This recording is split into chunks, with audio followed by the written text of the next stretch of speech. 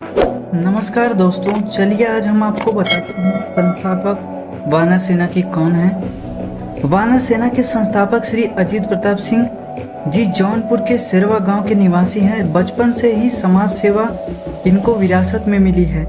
उनके पिताजी श्री चंद्रभान सिंह जी गांव के अध्यापक थे और समाज सेवा के लिए हमेशा पर रहते थे। इलाहाबाद विश्वविद्यालय से ये स्नातक उत्तीर्ण करके आज उत्तर प्रदेश सरकार के पिछड़ा वर्ग विभाग में डिप्टी डायरेक्टर पद पर कार्यरत हैं। इनके पास मदद के लिए कोई भी आए, अपनी क्षमता से बढ़कर हर प्रकार से मदद करना इनका स्वभाव है।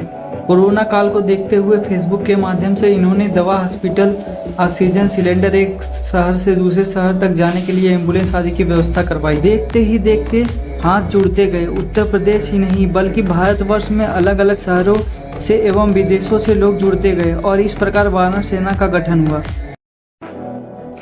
चलिए आपका परिचय कराते हैं उस वानर सेना से।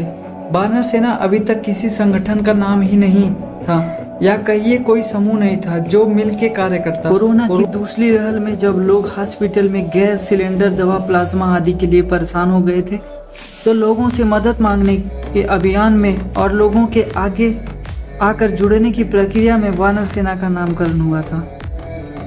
माना जाता है कि मनुष्य का विकास बंदरों से हुआ है। बंदरों में से एक ऐसी प्रवृत्ति होती है कि जो वो अपनी जाति को मुसीबत में छोड़कर कभी नहीं जाता। किसी को चोट लग जाती है तो वह सब अपने घर के खड़े हो जाते हैं, मदद करते हैं। माँ मेरे बच्चे को सड़ जाने तक अपने पास रखती है। अन्य बात कि बंदर कभी भयभीत नहीं होते किसी मुसीबत से। कोरोना की दूसरी लहर जब सब भागने लगे थे, घर वाले, नात, रिश्तेदार सब दूरी बना लिए थे, तब हम लोगों ने आवाज दी कि बानरों की तरह हमें अपनी जाति यानी मानव समुदाय से दूर नहीं जाना चाहिए।